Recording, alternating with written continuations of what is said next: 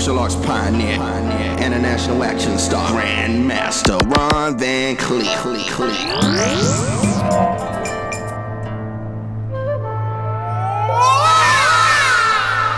Ron Van Clief kicked his way into history on January 25th, 1943.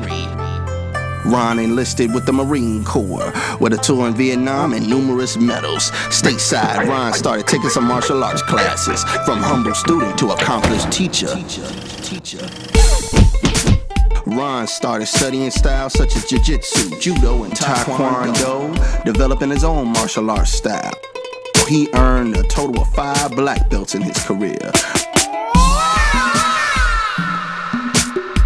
Ron even studied abroad in Hong Kong with the legendary Bruce Lee. It was Lee who gave him the famous nickname, the Black Dragon.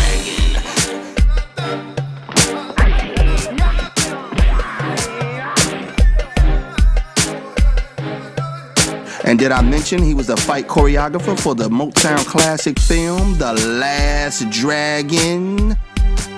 The oldest fighter to ever compete in the UFC. Tested warrior, the one and only Ron Van Clief. Dig it.